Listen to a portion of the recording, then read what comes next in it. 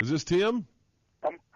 Yeah, I'm on a cell phone and heading to the Line Oil Refinery, so it may be a little difficult, but we'll make it work. Well, we are live on the air, and it's good to have you with us this morning. We were just talking a second ago, Tim. This is Congressman Tim Griffin on the phone. We were just talking about the 188th in Fort Smith and the number of cuts that they're looking at a 20-something% reduction in manpower up there, thanks to this great Pentagon budget. Well, I'd say a couple things to that. First of all, the president's proposed budget is simply a starting point in the conversation. It is not the final word.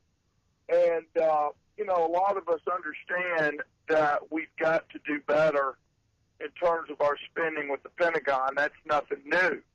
But the question is, how were, and our role in the Congress is to look at decisions that were made and ask, how were the decisions made, and do they make sense? Did they consider politics? Did they consider data and analysis, based on facts? And why did they make the decisions they made? That's our responsibility to look at that, and we're doing that with some of the issues or some of the proposed changes at Little Rock Air Force Base, but also with the 188.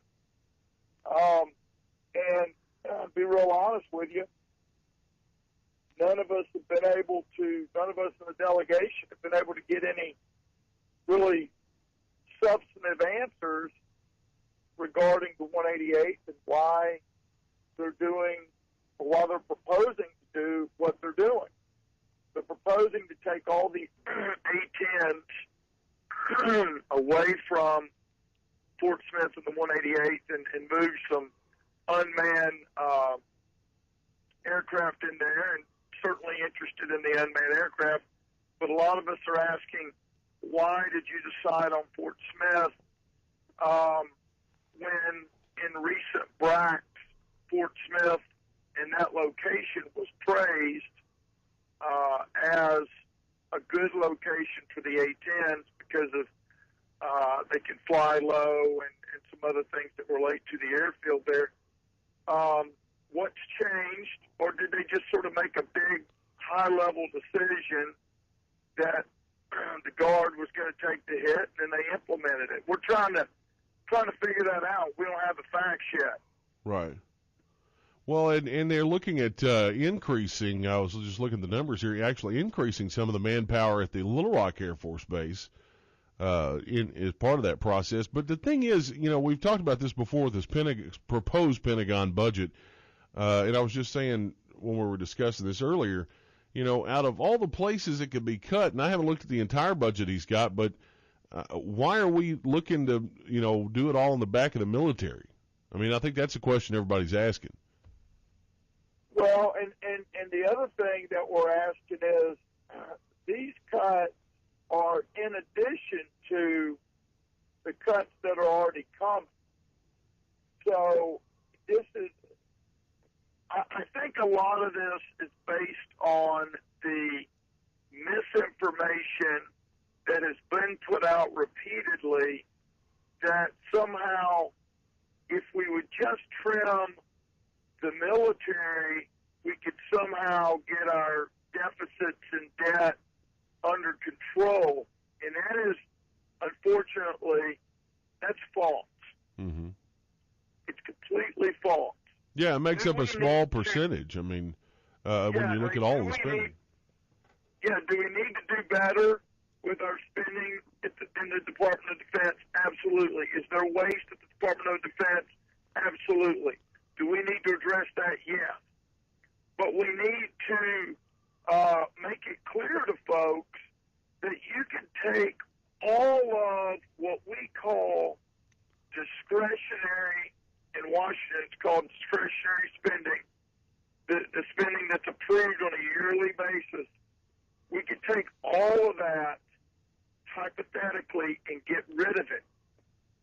and still not balance the budget. And discretionary spending is about 40% of the budget. It's Army, Navy, Air Force, Marines, all the federal agencies, transportation, education, all the stuff we think of as the federal government. That's only 40-something% of the budget. The other 60% is entitlements and interest on the debt. So the idea that you could somehow trim the defense budget and deal with the deficits and debt, yes, we need to do better. Let's be real clear. And I have voted to do that. But these cuts are in addition to what's coming. Mm-hmm. And, the world has not gotten safe overnight. I mean, it's still the same world that we've been living in. And again, you can do all of this to the Defense Department, and we're still headed to disaster on the debt because this is not the primary driver of the debt. Right. Now, I know the last time we talked to you, you just got this bill put together with stopping any kind of federal czar appointments, for lack of a better term, until the unemployment got down. How's things going with that? Well, you're talking about the Regulatory Freeze for Jobs Act. Right. And it's actually going well. We are about to have some votes on it. I'm keeping my fingers crossed in the House, and I think there's plenty of support for it in the House. It'll pass the House easily. The issue will be what happens in the Senate. What it basically does is it says, hey, we've had a lot of people say that the obstacle to job creation is too many regulations too fast. Mm-hmm. And we've heard that from all sorts of folks when I had my jobs conference at the Clinton Library, etc. So what this says is, look, let's take a deep breath. Let's freeze any what's called significant regulations.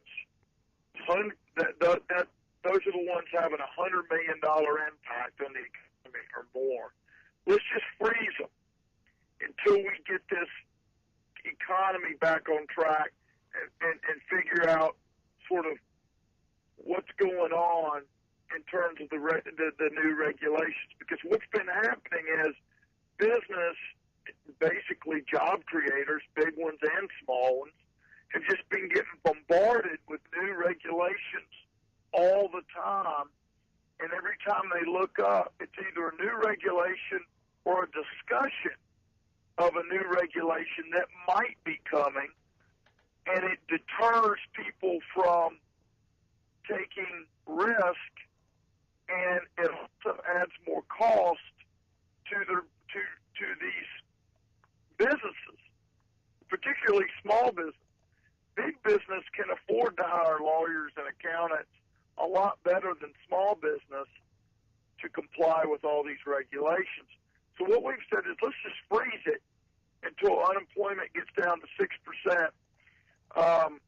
It's sort of a way to say, hey, we got a lot going on here. It's a burden.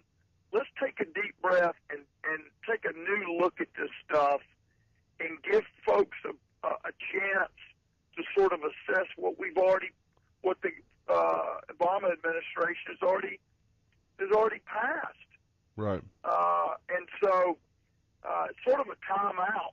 I got a 2-year-old, and a 4-year-old, and occasionally you have to have a timeout, figure out who spilled who took all the cookies, who spilled the milk. Right. Well, this is sort of like, okay, timeout.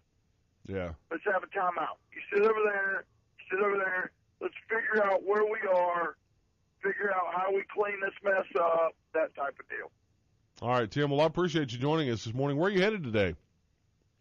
We're going down to El Dorado, outside the district, to tour the Lion Oil refinery to talk about gas prices, talk about the fuel standard, and meeting Congressman's Womack and Rick Crawford down there.